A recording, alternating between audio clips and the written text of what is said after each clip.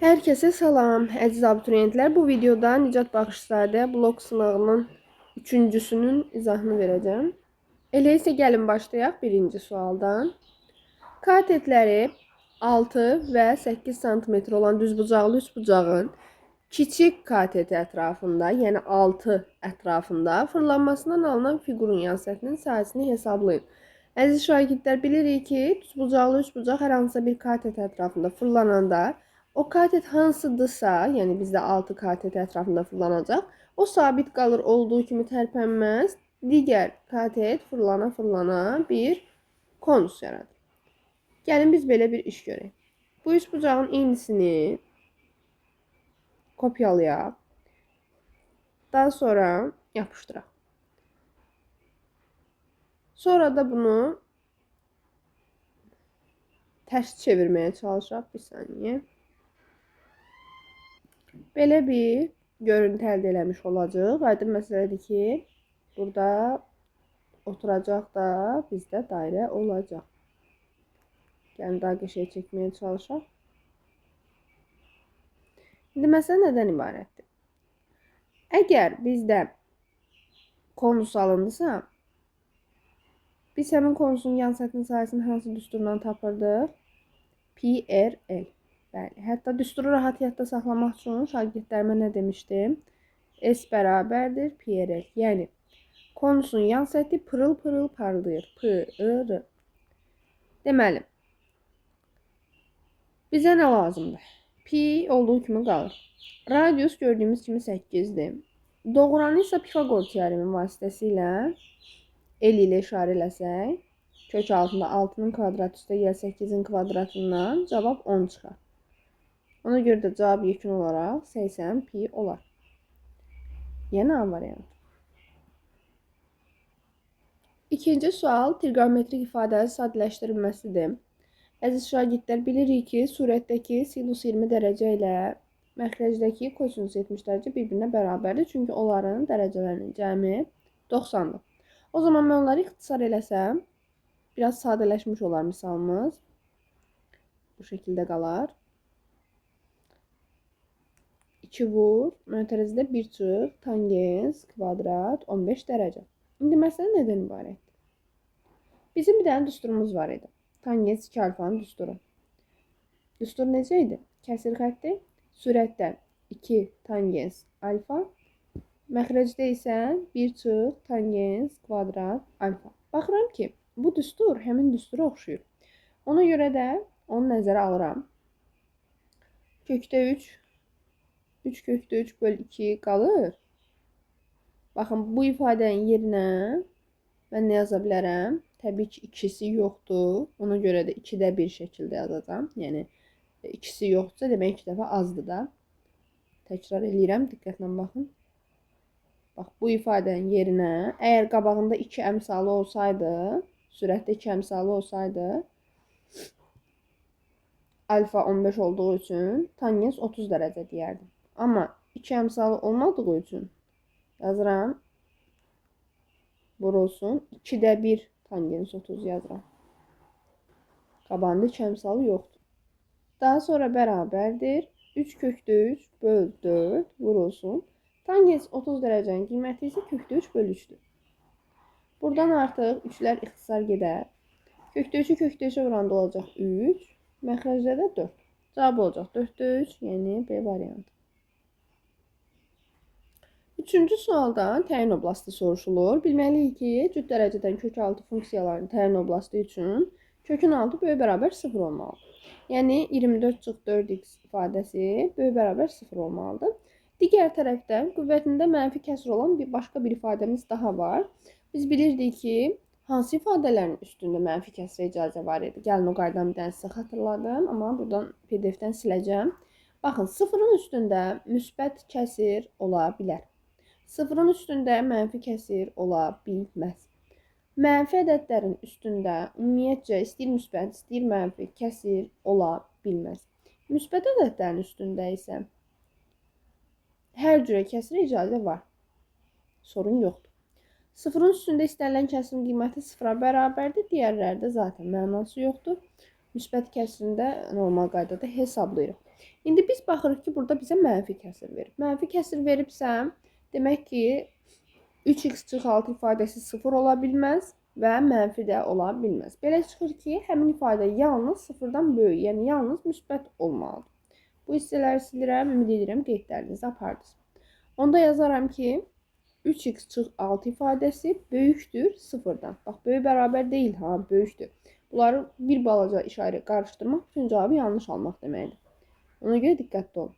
İndi bunların hər ikisi ödənməlidir deyə mən bunların ikisini sistemə alaram. Gəlin bunları həll edeyim.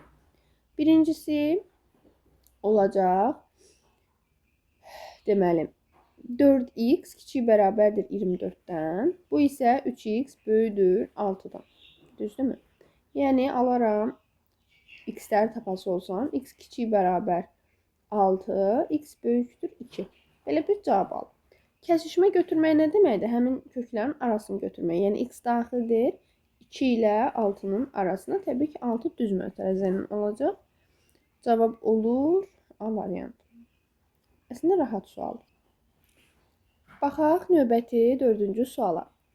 Deyir ki, ABC bərabər tərəfli üçbucağın orta xətlərinin əmələ gətirdiyi üçbucaq. Gəlin orta xətləri çəkək. Orta xəttin biri budur, AC tərəfinin yarısı. Digəri budur, AB tərəfinin yarısı. Biri də budur, BC tərəfinin yarısı. İndi burada ortada əmələ gələn üçbucağın sahəsi biz bilirdik ki, burada 4 dənə üçbucaq yaranır. 4 üçbucağın hər birinin sahəsi bir-birinə bərabər. Yəni, misal üçün buna S desəm, hamısı S olacaq. Beləliklə, ümumi üçbucağın sahəsi olur 4S. Qayda olaraq da onda belə bir qayda nəticə çıxara bilərik ki, ortada alınan üçbucağın sahəsi bütöv üçbucağın sahəsinin 4də 1 hissəsi olur. Bizə deyir ki, həmin orta xətlərin əmələ gətirdiyi üçbucağın sahəsi 9 kökdə 3-dür. O zaman bütöv ABC üçbucağın sahəsini tapmaq üçün nə etməliyəm? Həmin ortada veriləni 4-ə vurmalıyam. Yəni 9 kökdə 3-ü vuraram 4-dən, cavab olar 36 kökdə 3. İndi bizdən nə soruşur? ABC üçbucağının perimetrini soruşur. Artıq mən ABC üçbucağının tərəfini tapa bilirəm. Necə tapa bilirəm? Bilirdik ki, bərabər tərəfli üçbucağın sahə düsturunu A kvadratı kökdə 3 bölü 4 düsturu ilə tapırıq. Nəzərə alsaq ki, bu üçbucağın bütün tərəfləri A-dır. Onda belə bir düsturumuz var idi. Bu düstur çox vacibdir uşaqlar, nəzərinizdə olsun. Bərabər eləyərəm tapdığım 36 kökdə 3-ə. Kökdə 3-ləri tullayaram. A kvadrat bölü 4 bərabər 36 alaram. Buradan çarpaz vursaq A kvadrat 144 alınacaq. Yəni A olacaq 12. A 12-dirsə, perimetrdə təbii ki 3A düsturu ilə tapıldığı üçün olacaq 3 vur 12, yəni 36. 36 da hansı variantdır? A variantı. Cavab oldu mu? Baxırıq 5-ci suala. A ədədi B kuba ədədinə böldükdə natamam qismətdə 3, qalıqda 65 alınır. Yazaram A böl B kubu. Natamam qismətdə 3 qaldı. Qalığı da biçə mötərizədə yazıram. Yazıram qalıq 65. A-nın ən kiçik qiymətinin rəqəmlər cəmini tapın. AB natural ədəddir. Deməli, A-nın ümumiyyətcə tapılma qaydası nə idi? Yəni, bölünənin tapılma qaydası nə idi? Bölənin natamam qismətə vurub, üzərinə qalığı gəlmək. Yəni, B kubunu 3-ə vuraram, üstünə gələrəm qalığı 65. İndi baxıram ki, mən əgər A-nın ən kiçik qiymətini axtarıramsa, burada B də mümkün qədər kiçik qiymət almalıdır. Bəs B-ni biz necə tapırıq? Təbii ki, bölən deyirdik ki, qalıqdan böyük olmalıdır.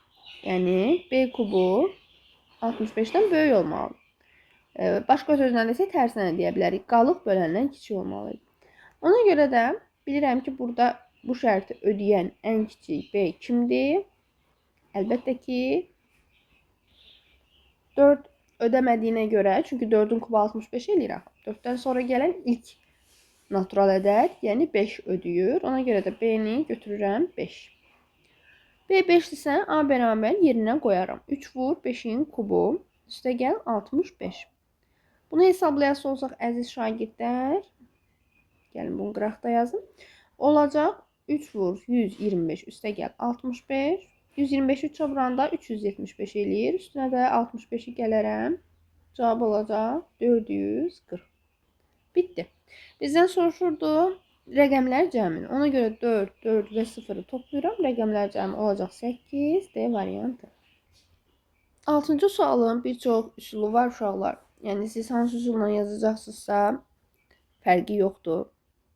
Bir çox şagirdlər var ki, orada xəttlərin birini aşağı endirir və yaxud da elə şagirdlər var ki, bu cür xəttləri uzadıb raket formasında yanaşır suala. Uzun sözün qısası, suala necə yanaşmanızdan asılı olmadan yekun olaraq cavab onsuz da rahatlıqla alınacaq. Gəlin belə bir iş görək. Mən istəyirəm ki, burada xətti uzatmaqla bu dəfə həll edeyim. Baxın, bunu uzatmaq istəyirəm. Uzadanda bilirəm ki, bura y-dirsə, o zaman nə olacaq? Bu x gəlib burada yaranan bucaqla daxili bir tərəfli olacaq. Onda mən bu bucağa nə yaza bilərəm? Əgər bura 180-dirsə, bu bucağa da 180, əgər bu bucaq x-dirsə daha doğrusu, 180 çıx x yaza bilərəm. O zaman hansı qaydadan istifadə edə bilərəm? Burada 3 bucaq yarandı. 3 bucağın 2 daxili bucağının cəmi onlara qonşu olmayan xarici bucağa bərabərdir. Yəni z üstəgəl 180 çıx x bərabərdir y-ə. Buradan nə əldə edərik? Bilirəm ki, bizə bir məlumat verilmişdi ki, x-z cəmi 180-dir. Onda mən oradan z-in yerinə nə qoya bilərəm? 180 çıx x qoya bilərəm, düzdürmü? Və yaxud da tərsinə, bizdən əgər y-z nisbətini soruşursa, x-in yerinə də 180 çıx z qoya bilərik. Fərqi yoxdur, yəni necə əvəzləmə eləyirsiniz, amma işin daha qısa olması üçün bu əvəzləmə əlverişlidir. Onda yazaram z üstəgəl 180 çıx. Baxın, x-in yerinə qoyuram 180 çıx z, amma mötərizədə qoyuram, çünki bu qabağında mənfisi var. Onda nə olacaq? Z üstəgəl 180 çıx 180 üstəgəl z bərabər y. Burada 180'lər islah olacaq. Alınacaq ki, 2z y-ə bərabərdir. Bizdən də soruşur y böl z nisbətini. Baxın, y-in yerinə 2z qoysam surətdə z-lər ixtisar gedəcək, yekun cavab olacaq 2. Yəni 2-nin 1-ə nisbətdədir. Yəni cavab C-dir. Dediyim kimi yenə də deyirəm, əziz şagirdlər, burada müxtəlif suallardan istifadə edə bilərsiniz. Yəni nə yazsaz da onsuz əvvəl-axır nəticə alınır. Deməli, mən burada sizin üçün şəkil çəkdim. 7-ci sualda yarımkürədən və silindirdən bəhs eləyir. Yarımkürənin daxilinə silindir çəkə bilər. Deyir ki, ən böyük həcmli silindirdirsə, hündürlüyü tapın. Yəni silindirin hündürlüyünü tapın. İndi biz nəyi bilməliyik? Baxın, bu yarımkürədir. Yarımkürənin düsturlarını mən burada yazmışam sizin üçün. Oturacağın sayısı məlum məsələ. Oturacaq budur da, düzdürmü? Kasa kimi düşünün bunu, bir qap kimi. Oturacaq olacaq pi r kvadrat. Yan səthinin sayısını necə tapırıq? Normalda əgər bilirsiniz ki, bütöv, yəni yarım olmasaydı bütöv kürənin və yaxud da sferanın yan səthinin sayısı bilirdiniz ki, 4 pi r kvadratdır. Amma 2-yə böldüyümüz üçün olacaq, yarım olduğu üçün 2 pi r kvadrat. O zaman tam səthinin sayısı üçün s oturacaqla s yanı toplayaram, olacaq 3 pi r kvadrat. Düsturların yəni heç birisini əzbərləmirik. Deyir, səthinin sayısı 27 pi olan. İndi burada əgər tam sözü yoxdursa belə, biz bunu tam səth kimi qəbul edirik. Ona görə də bərabər edirəm 3 pi r kvadratını bərabər edirəm 27 pi'yə. Buradan pi'ləri atsaq 3 r kvadrat 27'yə bərabərdir. Üzr istəyirəm, 27. O zaman r kvadrat bərabər olacaq 9'a, yəni radius 3'dür. Bu r uşaqlar nəyin eridir? Bu r təbii ki, kürənin radiusudur. Baxın, burada böyük yerinə işarə eləmişəm. Daha sonra siz bilməlisiniz ki, ən böyük həcmli silindirdən danışırıqsa, mütləq şəkildə silindirimizin hündürlüyü h, silindirimizin öz radiusu isə l ilə işarə olunar və burada bir Pifagor üçbucağı əmələ gələr. Bu üçbucaq üçün Pifagor tətbiq edirik. Beləliklə davamına da baxacaq. Gəlin Pifagor tətbiq eləyək. Yazıram ki, h kvadrat üstəgəl balaca yerin kvadratı bərabər böyük yerin kvadratı. İndi bu əlaqə ödənməlidir. Görək əlimizdən nə gəlir. Böyük yerimiz zaten var. Ona görə 9 yazıram bərabərliyin sağ tərəfinə. Bu qalsın. Mənim nəzərimdə bu məlumatdan istifadə eləyəcəm. Keçirəm silindirin həcminə. V silindir. Silindirin həcmi pi r kvadrat vur h düsturu ilə hesablar. İndi r'i balaca yazıram. Çünki silindirin radiusuna balaca r demişəm. O zaman yazaram ki, pi, baxın, diqqətlə fikir verin. Mən neyniyə bilərəm? R kvadratının yerinə, balaca r kvadratının yerinə bilirəm ki, 9 çıx h kvadrat yaza bilərəm. Düzdür? Onda yazıram mötərizədə. 9 çıx h kvadrat. Bunu bir də vurmalıyım h-a. Onda yekun olaraq belə bir nəticə almış olaram. 9h çıxılsın h kubu pi. Düzdürmü?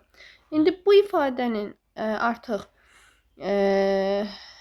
mən maksimumunu, minimumunu təyin eləyə bilmək istəyirəmsə, mütləq şəkildə bunun törəməsi 0-a bərabər olmalıdır. Yəni mən yazacağam ki, B silindrin törəməsi, hətta mötərizədə yazıram, törəməsi 0-a bərabər olmalıdır. Yəni 9h çıx h kubunun törəməsi 0 olmalıdır. Əslində bu pi-dir də. Pi əmsalının olsa heç bir mənası yoxdur deyə onu yazmıram. Yəni ki, olacaq 3h kvadratı çıx 9 0 olmalıdır. Bu da 3h kvadratın elə 9 olmalı deməkdir. Yəni h kvadrat olacaq 3, onda h da olacaq kök altında 3. Yəni cavab olur A variantı.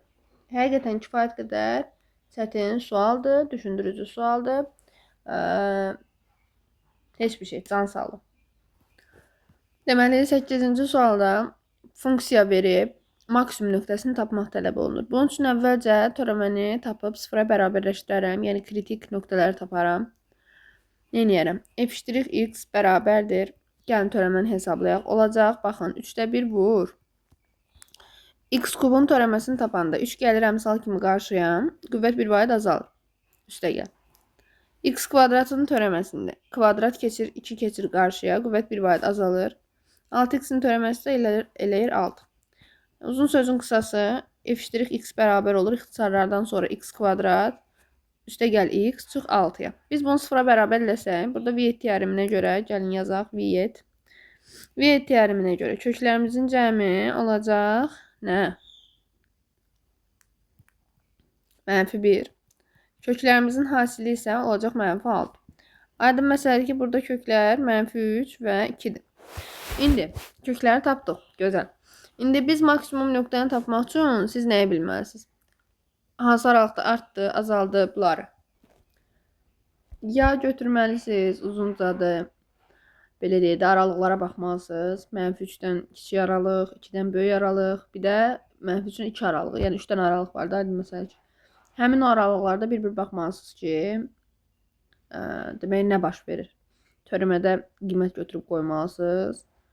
Hansı aralıqda artır, azalır, onu seçməlisiniz. Aydın məsələ ki, maksimum nöqtə nə deməkdir? Maksimum nöqtə artmadan azalmaya keçididir, düzdür? Yəni təxmini baxın belə bir şeydə, məsələn belə bir qrafikdirsə, bu bilirik ki, artma deməkdir. Bu isə azalma deməkdir. Artmadan azalmaya keçid eləyən nöqtə olurdu maksimum nöqtə. Ya elə bir iş görməz, ya da ən rahat yol nədir? Tapdığım bu kritik nöqtələr ki var, götür funksiyanın özündə yerinə qoy, gör ən kiçik, ən böyük nədir? Yəni mən yazaram bir dəfə f-3, bir dəfə isə f2-ni hesablayacağım. Deməli, elə alt-alta yazıram, hesablayıram. Baxın, -3-ü qoyanda funksiyanın özündə qoyuram yerinə. 3-də 1 vur. -3-ün kubu eləyəcək -27. Üstə gəl, 2-də 1 vur. -3-ün kvadratı eləyir 9. Burada nə baş verir? Olacaq -9, üstə gəl 4.5, bir də üstə gəl 18. Bu bizə verəcək 9 üstə gəl 4.5, yəni ki 13.5. Keçərəm f2-ni tapmağa. Olacaq 3-də 1 vur. 2-nin kubu eləyir 8. Üstə gəl. 2-də 1 vur. 2-nin kvadratı 4 eləyir. Bir də 6-nı vururam 2-yə. Olacaq 3-də 8. Yəni 2 tam 3-də 2. Üstə gəl 2 çıx 12. Bu da 2 tam 3-də 2-dən 10 çıxmaq deməkdir. Və o da aydın məsələ ki, mənfi eləyir. Yəni, ümumiyyətlə bu sıfırdan kiçikdir. Yəni, heç hesablamağa dəyməz. Eləyir mənfi 7 tam 3-də 1. Uzun sözün qısası böyük olan hansı oldu? 13 tam 10-da 5. Funksiya böyük oldusa, maksimum nöqtə odur. Və beləliklə, maksimum nöqtə nəyə bərabər oldu? B variantına. 13 tam nöqtə 1. Baxırıq 9-cu suala. Mən sizin üçün artıq şəkil çəkdim.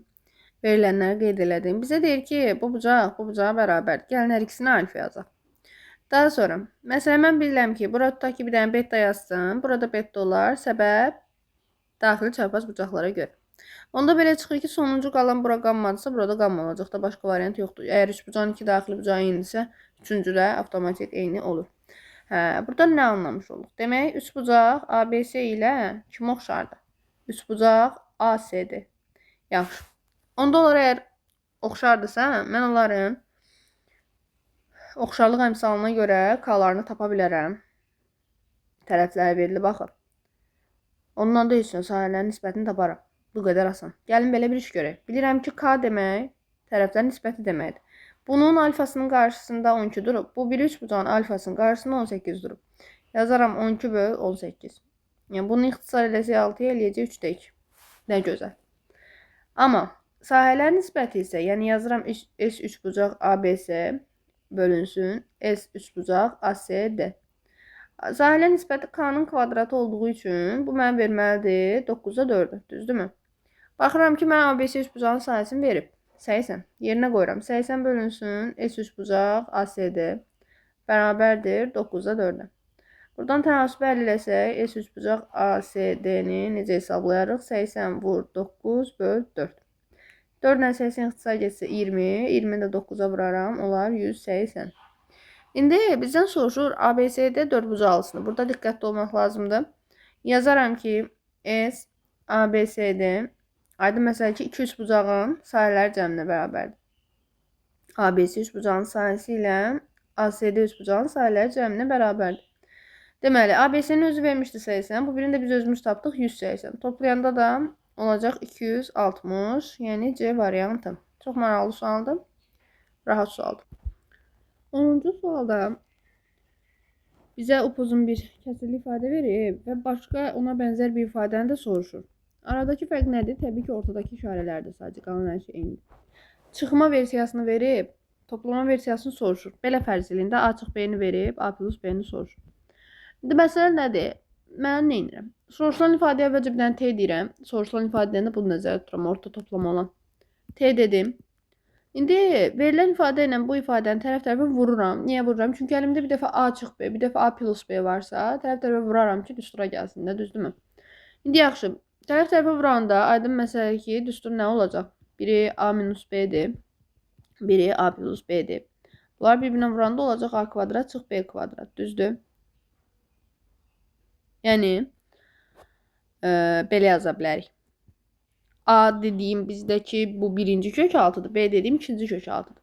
O zaman yazarım kök altında 4x kvadrat plus 12x plus 19-un kvadratı. Bu yaranada, tərəf-tərəfə vuranda. Çıxılsın digər 4x kvadrat plus 12x minus 1-in kvadrat. Bərabər nə? Əlbəttə ki, 4 vur T. Tərəf-tərəfə vururuq. Daha sonra bilərəm ki, kök kvadratı burada atır. Olur 4x kvadrat üstəgəl 12x üstəgəl 19. Çıxılsın. Burada da eyni şəkildə kök kvadratı atır. Amma qarşısında mənfi var deyə mötərizli yazacağım ifadələri. Bərabər 4-dir. İndi burada mötərizələr əsası olsaq, gəlin belə bir iş görək. Detallı addım-addım yazıram. Artıq siz çoxunuz hesablayırsınız. Çıx 12x üstəgəl 1. Qarşısında mənfi olduğu üçün içəridəki hər bir işarə dəyişir. İndi 4x kvadratlar islah oldu, 12x'lər islah oldu. Qaldı 19 plus 1 bərabərdir 4t. Alıram ki 4t 20'dir. O zaman t'nin cavabı nə çıxar? 5 çıxar. Biz də t nəyə demişdik ən əvvəldə? Soruşulan ifadəyə demişdik. Ona görə soruşulan ifadə 5 oldu, cavab olur D. Baxaq 11-ci suala. Ədədlə onun 20%-nin cəmi. Ədədin 40%-dən neçə faiz çoxdur? Maraqlı sual. Gəlin belə bir iş görək. Ədədimizi neyniyək? 100 götürək. Ədəd 100'dür. Onun 20%-i olacaq 20. İndi ədədlə onun 20%-nin cəmi də olacaq 120. Deyir 120, 120. Ədədin 40%-dən. Gəlin onda 40%-ni tapaq. 40% nədir bəs? Əlbəttə ki 40'dır. Deyir cəm, bunların ikisinin cəmi, yəni 120, 40%-dən neçə faiz çoxdur? Biz nə demişdik? Neçə faiz azdır, neçə faiz çoxdur, neçə faizidir, neçə faizini təşkil edir tipli suallarda. O neçədən əvvəl gələnə baxırsan. Yəni ya yerli hal şəkilsinin ya da çıxışlı hal şəkilsinin qoşulduğu sözə baxırsan. 40%-dən. Yəni bizə demək istəyir ki 40% olana 100% qoy. Hansı ki 40% olanı biz zaten 40 tapdıq. Digərinə isə soruşulana isə x faiz qoyursan. Cəmi 120 daha. 120-yə də x qoyuram. Heç nə, can sağlığı. Buradan əvvəlcə x-i taparam. X bərabərdir. 120-ni vuraram 100-ə, bölərəm 40-a. 40 ilə 120 ixtisar eləsə eləyəcək 3, yəni 300%. Son olaraq cavab 300% deyil, çaşmayın. Neçə faiz çox az məsələlərində 100-dən çıxırdıq. Ona görə son olaraq 300%-dən 100%-i çıxaram. Cavab olur 200%. Hə, onu da deyim ki, çaşmalı bir şey yoxdur uşaqlar. Yenə də deyim, neçə faiz çox az olanda həmişə 100-dən çıxırıq. Amma o söz olmasaydı, sadəcə desəydik ki, neçə faizidir desəydi, ya da neçə faizini təşkil eləyir desəydi, cavab elə 300 olardı. Daha belə çıxmazdı. 12-ci sualda bizə 2 dənə nöqtə verib. Deyir, bu nöqtələr apsis oxuna nəzərən simmetrikdir. İndi yaxşı, apsis oxuna nəzərən simmetriya zamanı nə olurdu? X dəyişmirdi, x olduğu kimi qalırdı, y işarəsinin əksinə dəyişirdi. Demək, 4 dəyişməyib, x olaraq qalıb, düzdür? Yəni, olduğu kimi. Amma y əksinə dəyişib, yəni y olur mənfi 7. Yəni, x 4-dür, amma y əksidir, yəni mənfi 7-dir. İndi can sağlığı. Deyir ki, A və B nöqtələrindən keçən düz xəttin tənliyini müəyyən edin. Artıq x, y tapandan sonra mən A, B nöqtələrimi bərpa eləyə bilirəm. Baxın, 4 mənfi 7-dir biri. B də olur 4 müsbət 7. İndi 2 dənə nöqtə varsa əlimdə, 2 nöqtədən keçən düz xəttin tənliyini necə quraram ki, zaten x-lər eynidir. Apsislər eynidirsə bu nə deməkdir? Bu deməkdir ki, bu nöqtələrdən keçən düz xətti də elə apsisi eyni olan, yəni oradan toxuna paralel olan bir dənə düz xətdir. Yəni x bərabər 4 düz xətdir.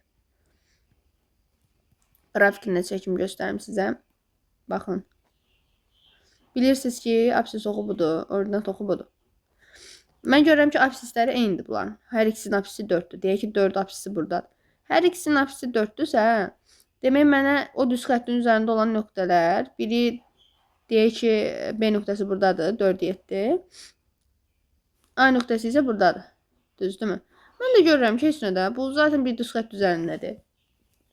Ona görə də bu sabit düz xətdir. Yəni x bərabər 4 düz xəttidir. Y-ə də paralel olur. Yəni cavab olur D variantı. Çox rahat sual idi əslində. Baxırıq 13-cü suala. Maraqlı sualdır. Gəlin belə bir iş görək. 4 üssü x-i 2 üssü x-in kvadratı kimi yanaşaq. Belə eləməkdə məqsəd nədir? Əlbəttə ki, əvəzləməyə gətirmək. Görürəm ki, 2 üssü x 2 yerdə var. Ona görə ona t deyirəm. Olacaq t kvadrat çıx 3t çıx 4 və bərabər 0. İndi biz bərabərsizlik əlləndə nə edirik? Əvvəlcə onun sıfırlarının köklərini tapırdıq. Vuruqları ayırma ilə tapa bilərik. V-yə görə tapa bilərik ki, mən V-yə görə tapıram. Köklərimin cəmi, yəni t1, t2 cəmi olmalıdır 3. T1, t2 hasilimiz olmalıdır mənfi 4. Bu da mənfi 1 və 4 uyğundur köklər olaraq. İndi məsələ nədir? Köklərimizi tapandan sonra bərabərsizlik həll edəndə baxın, böyükdür işarəsi olduğu üçün bizim cavabımız nə olacaq? Mənfi 1-dən kiçiklər, bir də 4-dən böyüklər. Yəni bizim cavabımız t-nin daxil olduğu aralıq budur. Deməli, mənfi 1-dən böyüklər, yəni t daxil olmalıdır. Belə də yaza bilərik. Mənfi sonsuzluqdan mənfi 1-ə birləşsin. İşarə də bu arada düz mötərəzə ilə. 4-dən müsbət sonsuzluğa. T bax bu aralığa daxil. Amma t yox. X üssü 2 lazımdır. Yəni x sözü lazımdır. Onda x-in hansı aralığa daxil olduğunu tapmaq üçün əvəzləməni geri qaytararam. Mən almışam ki, buradan t mənfi 1-dən kiçikdir və ya t 4-dən böyükdür. Düzdürmü? T böyükdür 4-dən. İndi əvəzləməni qaytaranda axı t biz 2 üstü x-ə demişik. Onda belə çıxır ki, t heç vaxt mənfi olmaz. Onda bu aralığı silərəm. T heç vaxt mənfi ola bilməz. Üstü funksiya necə mənfi olsun? Yalnız müsbət olar. Onda belə çıxır ki, t 2-dən böyük bərabər olmalıdır. Yaxşı, t 2-dən böyük bərabər olmalı nə deməkdir? T nəyə demişdim mən? 2 üstü x-ə deməmişdim. Demək, 2 üstü x böyük bərabər olmalıdır 4-dən. Bu da əlbəttə ki, elə x-in böyük bərabər 2 olmağı deməkdir. Çünki 4 demək 2 üstü 2-dir. Ona görə elə olur x böyük bərabər 2-dən. Yəni x daxil olur 2-də müsbət sonsuzluğa. Yenə də deyirəm, biz bu aralı götürmədik. Çünki səbəb onun üslü funksiyanın mənfi ola bilməməsidir. Yəni t burada müsbət olmalıdır üslü funksiya qaydasına görə. 0 belə ola bilməz. İndi görək hansı cavabda 2-dən müsbət sonsuzluğa olur B variantı. Harası aydın olmasa şərh bölməsində və yaxud da WhatsApp-da soruşun. Keçirik 14-də Eminin məsələsinə. Nə deyir? Emin işi 30 günə qutara bilir. Təbriklər. O işləmə sürətini 20% artırsa, işi neçə günə qutarar? 30 günə bitirirsə bütün işi, işləmə sürətini 20% artırıbsa, neyniyərəm? Birincisi, sən bilməlisən ki, indi fizika oxuyanlar yaxşı bilir birinci qruplar. İşləmə sürəti ilə zaman tərs mütənasib. Yəni, mən sürət nə qədər artırsam, o qədər tez bitirərəm. Yəni, o qədər az zamana bitirərəm. Və yaxud da tərsinə. İşləmə sürətim az olduqca, işi bitirmə müddətim artır. Tərs mütənasib olur. Ona görə də belə bir iş görürəm. İşləmə sürətimi maksimum ta ki 100% götürürəm. Müddətim də 30 gündə olsun. Onda mənim yeni sürətim nə olacaq? Əgər 20% sürəti artırırsa, olacaq 120%. Əvvəlki sürət, əvvəlki V1 100% götürürəm. Yeni sürətimi isə götürürəm 120%. Düzdür. Zamanı neyniyək bəs? Əvvəlki zamanım T1 yazıram. Əvvəlki zamanım 30 gün idi. İndiki zamanım T2 isə bəlli deyil. Ki, mən bunu tapmalıyam. X yazaq. Gedirəm. Tərs mütənasib olduğu üçün necə yazacağam? Yazacağam ki, bu belə düşünün də siz sanki arasında xəttlər varmış kimi. Daha çarpaz vurmayacaq da. Yazacağım ki, 120 vur x bərabərdir. 100 vurulsun 30-a. Buradan da sıfırları tullasaq, olacaq 12x bərabərdir 300. X də bərabər olan 25-ə. Yəni, D variantı. Deməli, baxırıq 15-ci suala. Çevrəsi hər iki koordinat oxuna toxunursa. Deməli, hər iki koordinat oxuna toxunanda nə olur? Birincisi, gəlin bunu normal formaya salaq. Bilirik ki, çevrənin tənliyi nə formadaydı? Gəlin yazın. Çevrənin tənliyi x çıx a-nın kvadratı üstə gəl y çıx b-nin kvadratı bərabər r kvadrat şəklində olurdu. Biz bunu bu formaya salmaq istəyiriksə, mütləq biz istəyirik ki, bu çevrənin tənliyindən bu formaya gətirək. O zaman neyniyərəm? Baxın, x kvadrat bir də çıx 4x. Bu ikisindən istifadə edib x minus 2-nin kvadratını ala bilərəm. Amma bir şey unutmayaq, bunun açılışında x kvadrat çıx 4x olacaq. Bir də axırında plus 4 var. Məndə plus 4 yoxdur deyə o 4-ü oradan çıxıram ki, islah geçsin. Keçirəm y-lərə. Y kvadrat bir də plus 4y. Bu mənə deyir ki, y üstə gəl 2-nin kvadratına oxşuyuram. Yenə də bunun açılışında y kvadrat plus 4y yaranır. Əlavə olaraq plus 4 də yaranır. Mən o 4-ü silmək üçün çıx 4 yazıram. Bir də başqa nə qaldı? Burada m-imiz var. Unutmayaq. Plus m bərabər 0. İndi biraz daha ümumiləşdirəsi olsaq, belə eləyirəm. Mötərəzə olanları saxlayıram solda. Qalan nə varsa atıram sağa. Baxın, bu ikisi eləyir mənfi 8. Sağa keçəndə müsbət 8 olacaq. M solda müsbətsə, sağa keçəndə mənfi olacaq. İndi sən bilməlisən ki, burada bərabərliyin sağ tərəfində olan 8 çıx m kvadrat əslində radiusun kvadratıdır çevrənin tənliyinə uyğun şəkildə. Yaxşı, onda belə bir iş görərəm. Hər iki koordinat oxuna toxunmaq o deməkdir ki, baxın, təxmini belə bir vəziyyət. Deyək ki, məsəl üçün deyirəm. Məsələn, olsun 4-cü rübdən götürürəm də. İndi bizdə mərkəzləri fikir verin. Mərkəzləri 2 mənfi 2-də yazıram. Mərkəzi 2 mənfi 2. 2 mənfi 2 haradadır? Absisi 2, ordinatı mənfi olan. 4-cü rübdə. Baxın, 4-cü rübdən bir dənə çevrə götürürəm. Elə çəkirəm ki, koordinat oxların hər ikisinə toxunsun. Təxmini, baxın, belə bir görüntü əldə edəcəyik. İndi bu nədir məsələ? Siz özünüz də görürsünüz ki, belə olan halda çevrənin radiusu elə koordinatlara bərabər, koordinatların moduluna daha doğrusu bərabərdir. Onda yaza bilərəm də radius modulda A-ya və modulda B-yə bərabərdir. Bax, bu şərti yaza bilərəm. Onda belə qənaətə gəlirəm ki, mənim radiusumun kvadratı, yəni 8 çıx m bərabər olmalıdır 2-nin kvadratı olan 4-ə. Buradan da m-i taparıq 4. Bizdən m-i soruşurdu deyə cavab oldu B variantı. 16-cı sualda ədədi silsilədə bizə verib A8-in kvadratı ilə A2-nin kvadratlar fərqini 912. Bilirəm ki, bunun kvadratlar fərqi düsturuna görə aça bilərəm. Yazaram A8 üstəgəl A2, bir də A8 çıx A2 bərabər 912. İndi mənə başqa nə verib? Deyir ki, A5 19-dur. Əslində belə bir iş görmək olar. Siz bilirsiniz ki, A8 ilə A2-nin cəmi, indekslər cəmi 10 olduğu üçün mən bunun yerinə nə yaza bilərəm? 2 dənə A5 yaza bilərəm. Çünki indekslər cəmi 10-dur. Onun yarısı 5 eləyir. Ona görə 2 dənə A5 yaza bilərəm. Vurulsun. İndi bunların fərqinə baxaq. Bunların fərqi də A8-dən demək A2 çıxanda da mənə verəcək 6D. Belə bir bərabərlik almış olam. İndi A5-in yerinə 19 qoysam, 2 vur 19 vurulsun 6D bərabər 912 tənindən neyniyərəm? Bu eləyəcək demək 280 yox 228D bərabər olacaq 912-yə. İxtisar eləyib yaza da bilərdiniz, fərqi yoxdur. D-ni taparıq 4. Məndən nə soruşur? Silsilənin ikinci ətini tapın deyir. Yəni soruşur məndən A2-ni. A2-ni tapmaq üçün neyniyərəm? Məsələn A5-dən 3D çıxa bilərəm. Əlimdə olanlardan istifadə eləsəm məqsədə uyğundur da. Çünki əlimdə A5 var axı, A1 yoxdur məsələn. Olacaq A5 nə idi? 19 idi. 3D nədir bəs? 3-ü 4-ə vurmaq deməkdir. Yəni olacaq 19 çıxılsın 12, cavab da olacaq 7. Niyə variant? Əgər sürətli izah elədimsə, videonu aşağı sürətlə izləyin.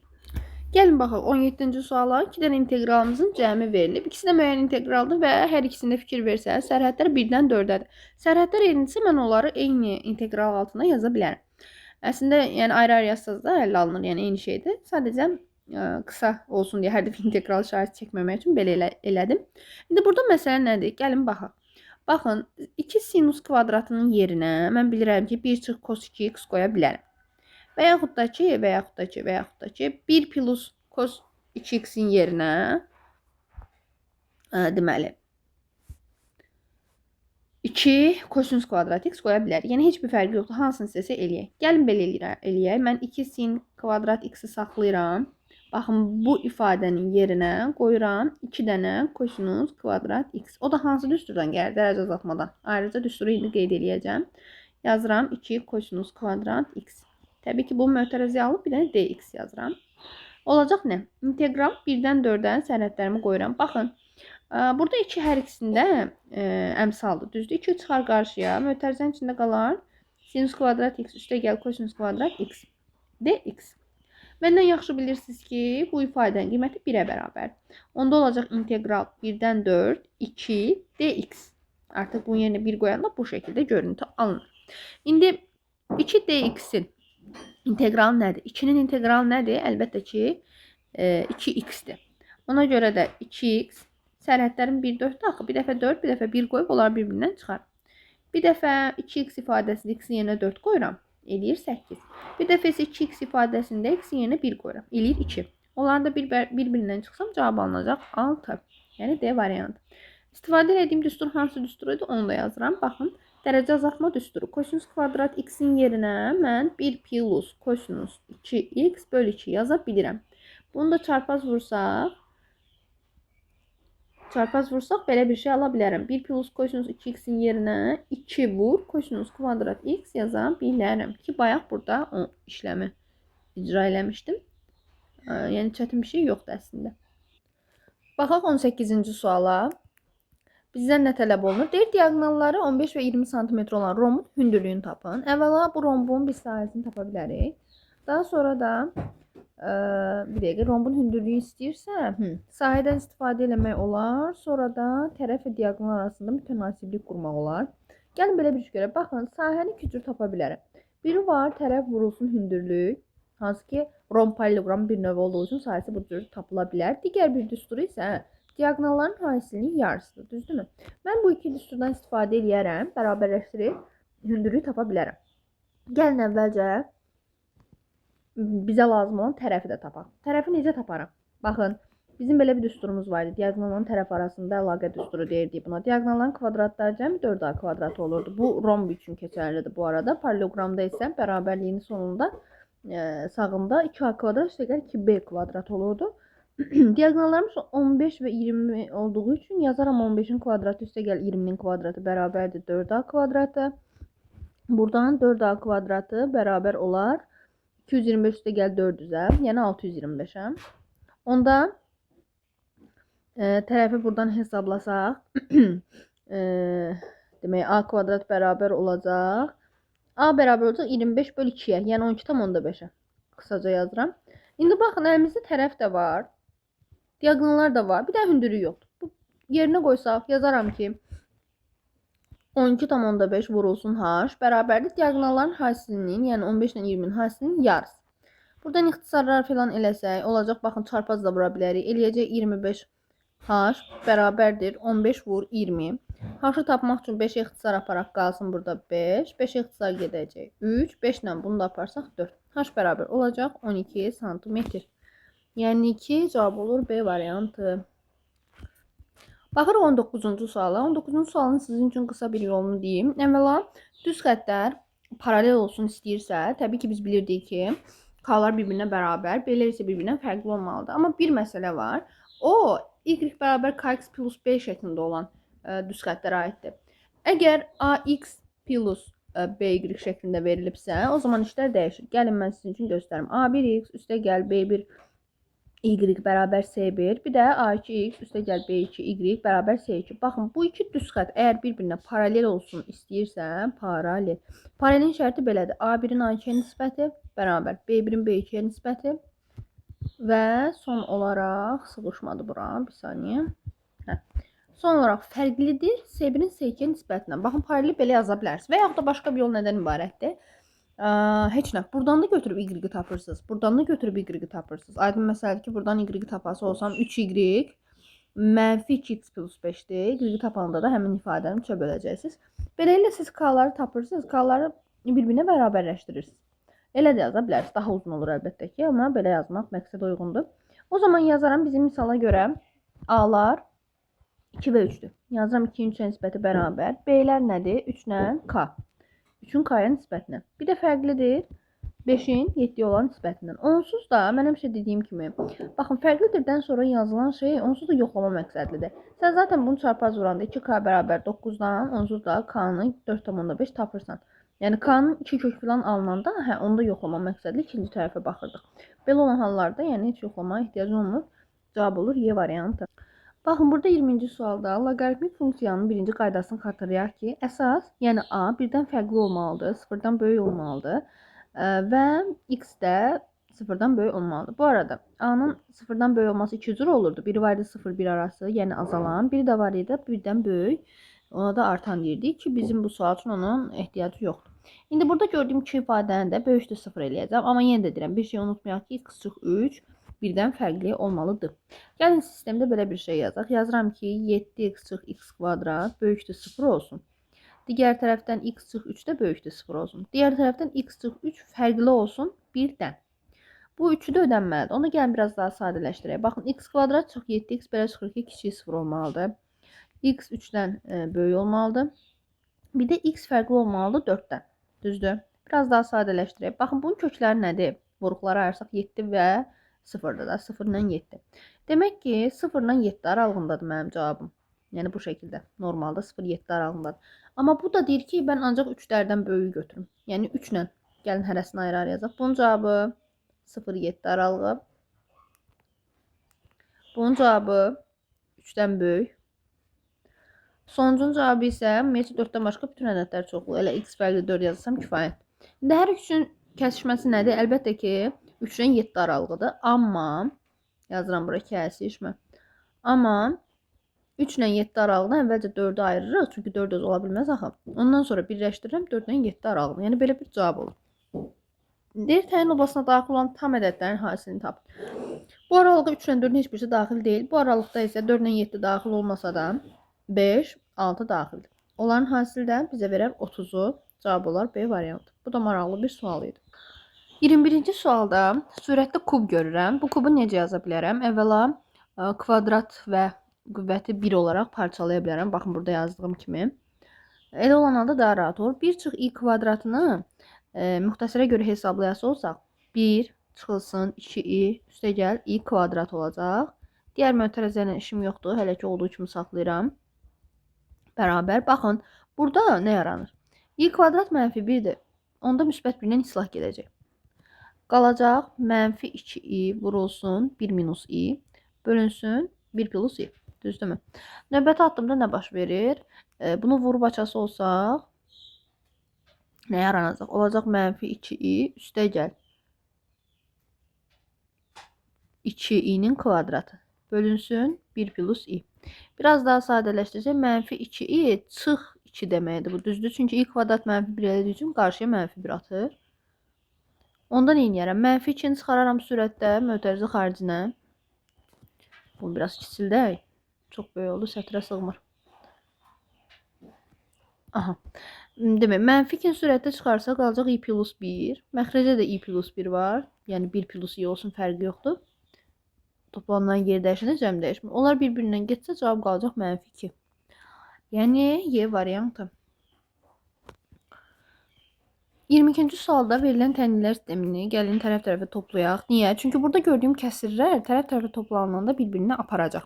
Bir-birinin əksi olduğu üçün. Olacaq 10x üstə gəl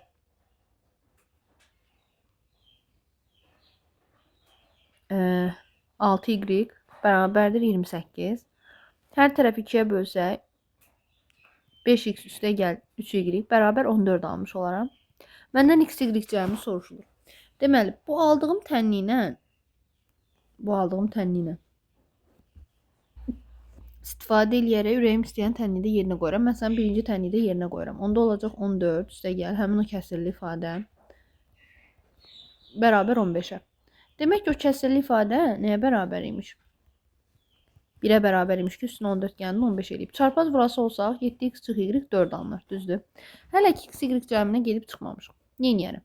Son olaraq tənliklər sistemində, yəni buradan yazım, tənliklər sistemində aldığım 7x çıx y yazıram. Bir də elə 5x plus 3y yaza bilərəm. Bunları tərəf-tərəfə neynəyə bilərik? Əvəz etmə də eləyə bilərik, ya da birinci tənliyi 3-ə vuraq. Gəlin birinci tənliyi 3-ə vuraq. Olsun 21x çıxılsın 3y bərabərdir 12. Aşağıda da olacaq 5x üstə gəl 3y bərabər 14. Tərəf-tərəfə toplayaq. Olacaq 26x bərabərdir 26. Buradan x alaram 1. X 1-dirsə, ürəyim istəyən tənlikdə yerinə qoyub y tapa bilərəm. Məsələn, burada. Olacaq 7 çıx y bərabər 4. Y də bərabər olar. Deməli 3-ə. x1, y3. Bizdən də x, y cəmi soruşulurdu. 3 ilə 1-i toplayaram. Eləyəcək cavab 4. Yəni D variantı. 23-cü suala baxırıq. Mn ədədinin əkobu 105-dir. Cəmi isə 56. Deyir, Mn natural ədədlərin kiçiyini tapın. Birincisi, əkob 105-dirsə, 105-in sadə vuruqlarını ayırsaq, bilirəm ki, 3, 5 və 7-dir. Deməli, məsələ nədən ibarətdir? Mən elə seçməliyəm ki, Mn ədədlərimin cəmi 56 olsun və uyğun olaraq bunların müəyyən əbobları da olmalıdır. Məsələn, 105 qarşılıqlı sadə olsaydı, deyərdik ki, heç nədə. Məsələn, deyək ki, 47 olsaydı əkob. Deyərdim ki, 1 və 47-dir, Mn ədədi. Həm cəminin 56 olması ödənməlidir. Bunun üçün belə eləyərəm. Mn ədədlərinin, baxın, Mn ədədlərinin hər ikisində, axı, cəm 56-da 7-yə bölünəndir. Hər ikisində 7 olmalıdır. Hər ikisində 7 olmalıdır. Artıq 7 bunların əbobu sayılır. Yerdə qalan 3-5-i də hərəsinə birini olmaqla bölüşdürərəm. Fərqi yoxdur. O zaman Mn cəminin ən kiçik qiymətini almış olduq. Mn-in hər ikisini ayrı-ayrı ən kiçik qiymətini almış olduq da. Ən böyüyü soruşa bilər? Soruşa bilər, bəli. Ən böyüyü soruşsa 5-i bura atarım, bura 1 saxlayaram. Və yaxud da belə 3-5-i bura yazarım, o biri boş qalar. Amma ən kiçik istəyəndə 3-ünü 1-i, 5-inə 1-ini atırıq. Heç nə. Onda olacaq M ədədi 7 ilə 3-ün hasili 21, N ədədi isə 7 ilə 5-in hasili olan 35-dir. Cəmi həqiqətən də 21 ilə 35-in cəmi 56-ını verir. Bu bir işimizdir. Məndən də M-in natural ədədlərin kiçiyini soruşur. Kiçiyi də olacaq təbii ki 21. Böyüyü soruşsaydı 35 olardı. Bu şərti ödəyən düzgün cavab elə bu olur. Çünki Cəminin 56 olmasının yeganə variantı budur. Məsələn, əgər mənə cəmi 56 şərti verməsə, bayaq dediyim kimi 3-5-i hərəsinə birini atmayacaqdım da, birini atacaqdım. Sadəcə birinə. Cavab olur 21. Bitdi, getdi. Növbəti sual törəmə sualıdır, rahat sualdır. Funksiyamız verilib. Funksiyanın qrafikinə x0 bərabər 2 nöqtəsinə çəkilən toxunanın apsis oğlunun müsbət istiqaməti ilə əmələ gətirdiyi bucaq soruşulur. Biz nə bilirik? Bilirik ki, f'(x) nəyə bərabərdir?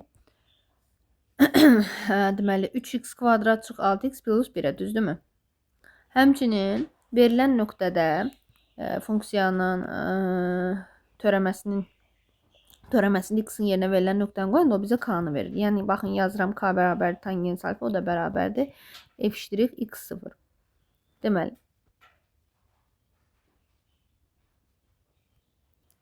bunu belə çərçivəyə alıram. Bundan istifadə edəcəm. Olacaq k bərabərdir. K-nın heç özünə ehtiyac yoxdur. Tangens alfa bərabərdir f'(2). Düzdür. Törəmədə x-in yerinə 2 qoysam nə eləyəcək? f' elə birbaşa hesablayaq. 2 qoysaq yerinə olacaq 3 vur 2-nin kvadratı. Çıxılsın 6 vur 2 plus 1. Bunu hesablasaq nə eləyəcək? 12 çıx 12 plus 1. Heç nə, can sağlığı olur 1. İndi mən nə almış oldum? Tangens alfanı almış oldum 1. Bu da alfanın 45 dərəcə olması deməkdir. Ona görə də cavab olur 45 dərəcə.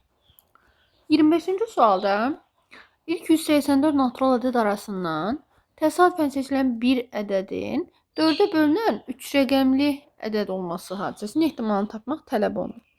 Deməli, mümkün halları bilirəm 184-dür. Çünki ilk 184 ədəddən danışır. Əlverişli halları necə taparam? Mənə lazımdır 4-ə bölünən 3 rəqəmli ədədlər. Ən kiçik 4-ə bölünən 3 rəqəmli ədəd hansıdır? 100. Bəs ən böyük ilk 184 ədəd arasında elə 184. 184 özü 4-ə bölündüyü üçün götürürəm. İndi demək, nə etmək lazımdır? Götürürəm. Bu aralıqda olan 4-ə bölünən ədədlərin sayını tapmaq üçün 184-dən 100-ü çıxaram. 4-ə bölünmə dediyi üçün bölərəm 4-ə. Hər iki mötərizə daxildir olduğu üçün üstünə gələrəm 1-i. 84-ü 4-ə böləndə eləyəcək 21. Üstünə 1 də gələndə eləyəcək 22.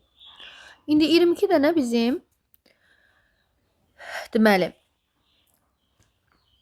4-ə bölünən ədədimiz var. Əlverişli halımız oldu 22-dən. Onda ehtimal bərabərdir, P bərabərdir. Bütün mümkün hallar, yəni 184 məxrəcdə olar, 22 sürətdə olar.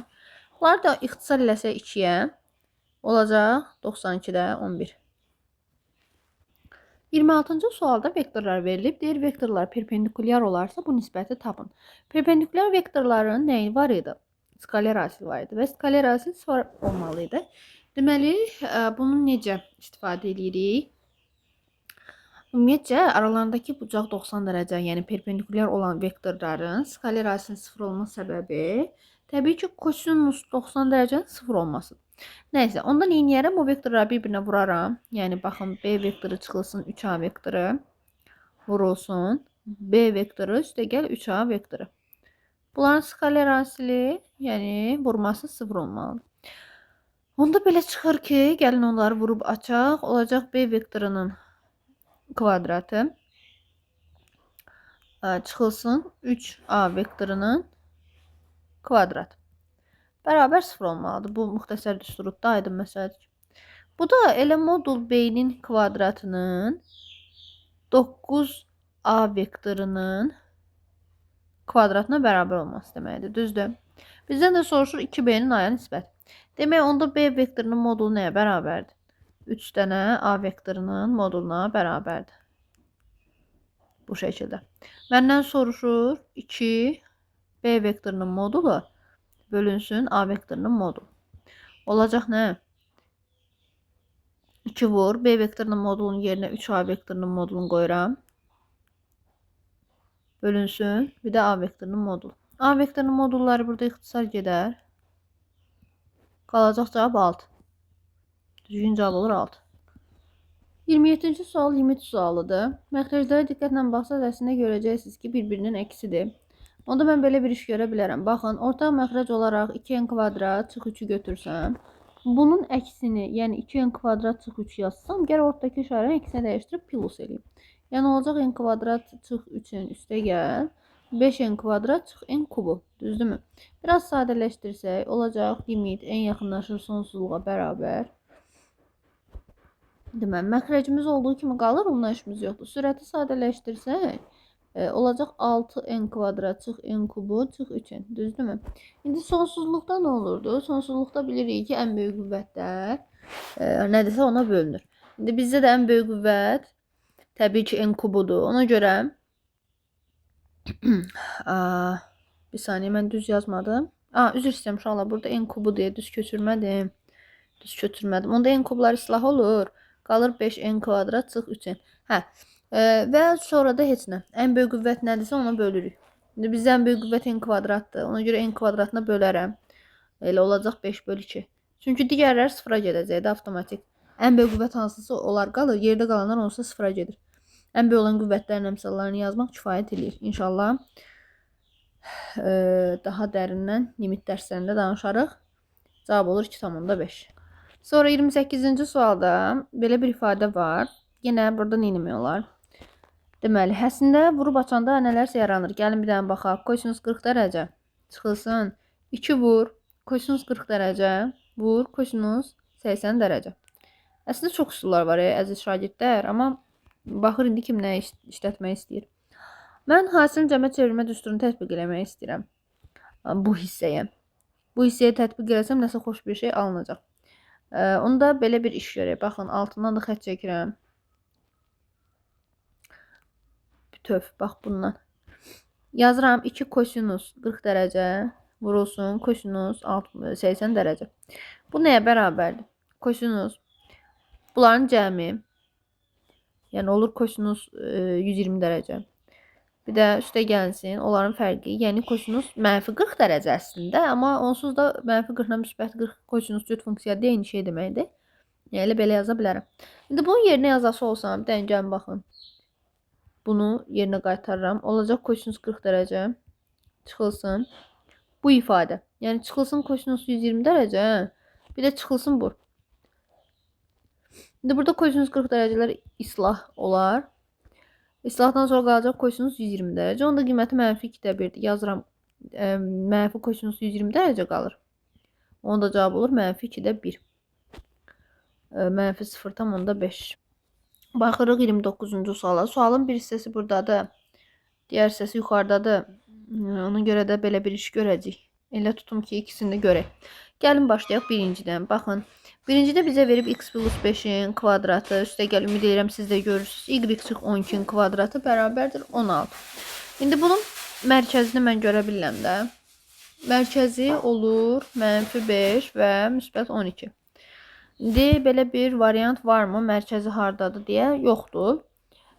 Amma başqa bir şey görürəm burada. Baxın. Deyir çevrənin mərkəzindən koordinat başlanğıcına qədər məsafə 12'ə bərabərdir. Bəli. Ümumiyyətcə koordinat başlanğıcı 0, 0 deməkdir. Buradan, bu nöqtədən 0, 0'a qədər məsafə demək nə deməkdir? Yəni uyğun olaraq onsuz 0, 0'ın heç bir mənası yoxdur. Bunların köşaltını kvadratlarını cəmləmək deməkdir. Həqiqətən də 5 ilə 12'nin kvadratlar cəmi doğrudan da bizə köşaltından 13'ü verəcək. Deməli olur 1'ə C variantı. Keçərəm. Deməli başqa bura gedən yoxdur. İkinciyə baxaq. İkincidə x çıx 7'nin mötərizə kvadratı plus y çıx 2'nin mötərizə kvadratı bərabər 25. Deməli birincisi bunun radiusu 5'dir. Radius 5'dirsə, diametr olacaq əlbəttə ki 2 radius, yəni 10. Ona görə A variantını bura aid eləyə bilərəm.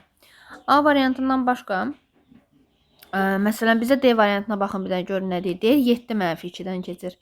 7 -2 yox, 7 müsbət 2. Hər ikisini müsbət versəydi 7 və 2, o zaman götürə bilərdim. Yəni D-ni bizi çaşdırmaq üçün verib, belə deyək. Ona görə burada bu da qaldı. Keçərəm üçüncüyə. Üçüncüdə nə deyir? X üstə gəl, daha doğrusu x kvadrat üstə gəl y kvadrat çıx 8x plus 6y bərabər -24 verib əslində. Biz bunu eləyə bilərik? X'ləri bir araya yıxsaq, baxın bu 8x'ə görə mən onu x minus 4'ün kvadratına oxşadıram. Amma o 4'ün kvadratını 16'ın çıxmalıyam da oradan. Daha sonra y kvadratla 6y. Bu mənə verər y üstə gəl 3'ün mötərizə kvadratını. Amma axırda yaranan 9'u oradan çıxmalıyam. Onda qısalaşdırıb bu şəkildə gətirə bilərəm. Ümumiyyətlə həmişə dağınıq veriləndə siz onu mötərizələr şəklinə gətirməlisiniz. Demə, -16 çıx 9 bizə verəcək 35. -35. -35 də keçirsən bu tərəfə. -24 üstə gəl 35 çıxır. Yazacaq 11. 11 yox, 1. 25 orada 1 eləyir. 35 nə idi? Radiusu alaram 1. Onda r bərabər 1-dirsə, radiusu 1 olan görək variantlarda elə bir şey varmı? Yoxdur, amma B variantına baxın. Deyir, çevrənin mərkəzindən koordinat başlanğıcına qədər məsafə 5-dir. Bəli, düz deyir. Çünki bu mərkəzi, bu çevrənin mərkəzi 4 -3 nöqtəsindədir. Koordinat başlanğıcı 0, 0 da axı onsuzda. Ona görə də məsafə elə 5 olacaq. Yəni B variantı uyğundur. Başqa D variantı bura getmir. Y variantına baxın. Mərkəzi deyir bu nöqtədə və radiusu 1-ə bərabərdir. Y variantı da bura uyğundur. Ümumiyyətlə D variantından başqa qalan hamısı aid olmuş oldu. 30-cu isbat sualımızda belə bir düzbucaqlı trapesiya çəkirəm. Düzbucaqlı trapesiyada diaqonallar perpendikulyardırsa, isbat eləyin ki, hündürlük oturacaqların haisinin yarısıdır deyə bildirir. Trapesiya çəkdim, diaqonallarını çəkdim. Gəlin belə eləyək. Oturacağın birinə A, digərinə B deyək. İstəyərəm ki, bu sualı trapesiya qurma məsələsi kimi əldə edək. Necə deyim? Ən rahatı düşünürəm ki, trapesiyada paraleloqram ayırmaqdır. Gəlin belə bir iş görək. Baxın.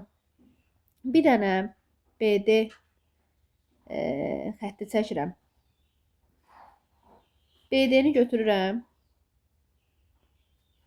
Buradan aparıram paralel şəkildə köçürürəm C təpəsinə. C təpəsinə köçürdük. Gözəl. İndi bunu birləşdirirəm. Burada birləşdirəndə bu kəsişmə nöqtəsinə gəl bilən Y nöqtəsi deyək. Bilirəm ki, burada yaranır paraleloqram. Qeyd edirəm.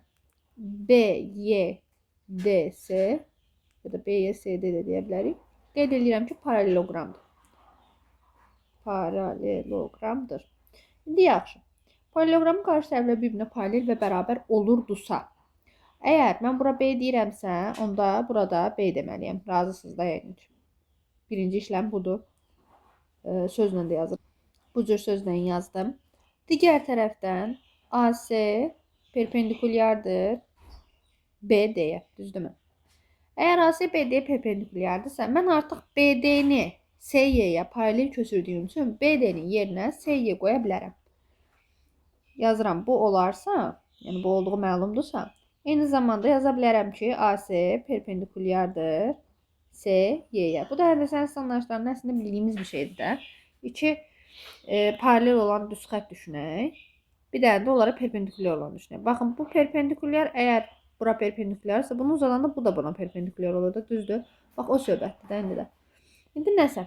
AC SY-yə perpendikulyardırsa, deməli, orada düzbucaq yaranır. Yəni, söhbət qırmızı rəylədiyim bu üç bucaqdan gedir. Onda AC-yə düzbucaqlı üç bucaqdır. Burada qeyd olaraq yazmışam. Baxın, söhbət bu üç bucaqdan gedir, bu bucaqdan gedir. Onda düzbucaq təpəsindən çəkilən hündürlük nə olmalıdır? H-la işarə eləsək, bu hündürlük həm də bizim bu trapesiyamızın hündürlüyü ilə eyni uzunluqdadır, aydın məsələdir ki. Çünki AD-yə bərabərdir. Düzdür?